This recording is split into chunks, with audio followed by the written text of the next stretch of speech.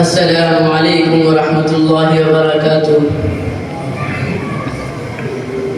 نحمده ونصلي على رسوله الكريم اما بعد فاعوذ باللہ من الشیطان الرجیم بسم اللہ الرحمن الرحیم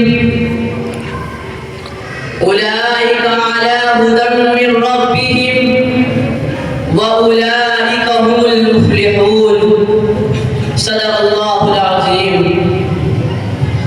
میرے مشفق و مربی اساتذہ کرام و معزز مہمانان اعظام اور عزیز طلبہ، آج اس اختتامی انجمن میں میری تقریر کا عنوان توحید خداوندی ہے، یعنی اللہ کو ایک ماننا، اللہ کو ایک سمجھنا اور صرف اسی کی عبادت کرنا۔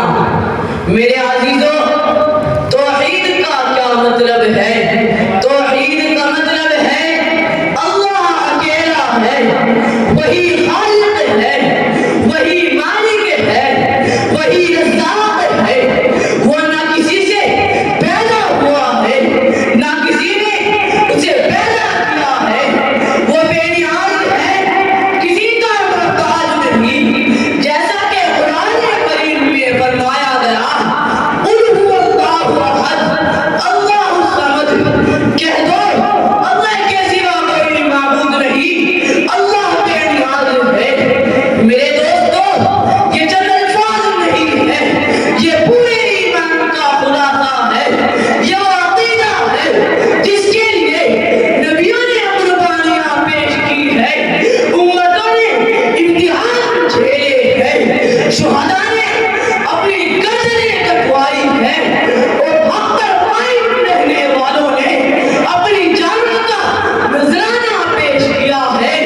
میرے بھائیوں، اللہ نے جتنے نبی بھیجے سب کا ایک پیغام تھا، وَاعْبُدُوا اللَّهَ مَا لَكُم مِّنْ إِلَٰهٍ غَيْرُهُ، اللہ کی عبادت کرو، اس کے سوا تمہارا کوئی معبود نہیں۔ حضرت نوح علیہ السلام نے 950 سال تک یہی پیغام دیا۔ حضرت ابراہیم علیہ السلام نے توحید کے لیے آگ میں کودنے سے بھی درگزر کیا۔ حضرت زکریا علیہ السلام نے آرے سے کٹنا پسند کر لیا۔ حضرت موسیٰ علیہ السلام نے فرعون کی طاقت کے سامنے ڈٹ کر کہا ربی و ربک اللہ، اے فرعون سن لے، میرا ربی اللہ ہے اور تیرا ربی اللہ ہے۔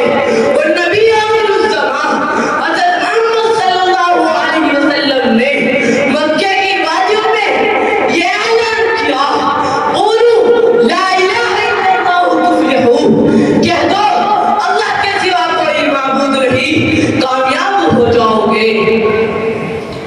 میرے عزیز دوستو، یاد کرو اس وقت کو جب مکہ میں مشرکین نبی صلی اللہ علیہ وسلم سے کہنے لگے کہ ایک دن کے لیے ہمارے معبودوں کی عبادت کر لو، ہم تمہارے رب کی عبادت کر لیں گے۔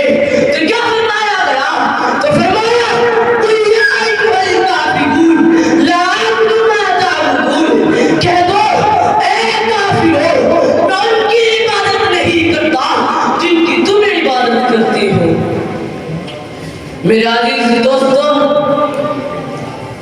جب ایسے شفیق اور مہربان رب کے ساتھ اس کی مخلوق میں سے کسی کو شریک ٹھہرایا جاتا ہے تو انسان مشرک بن جاتا ہے، خواہ پھر کتنے ہی نیک اعمال کیوں نہ کر لے اور اصلاح افعال کا بیڑا اٹھا لے، لیکن دل اگر ایمان کی روشنی سے گورا ہے تو سب اعمال بیکار و فضول نکلے۔ مگر آج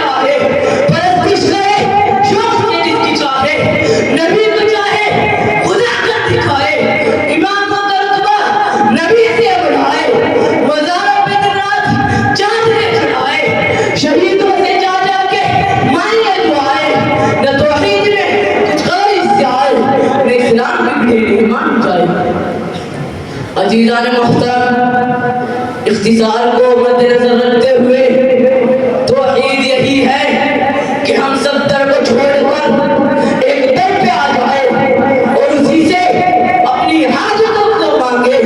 یقیناً وہی حاجت روا ہے، وہی مشکل کشا ہے. میں اپنی تقریر کو ان چند اشعار کے ساتھ ختم کرنا چاہوں گا. وہ ہے بے مثل یکتا اپنی شان کبریائی میں، کہ وہ ہے بے مثل یکتا اپنی شان کبریائی میں. کسی کا کوئی رشتہ نہیں ہے اس کی خدائی میں.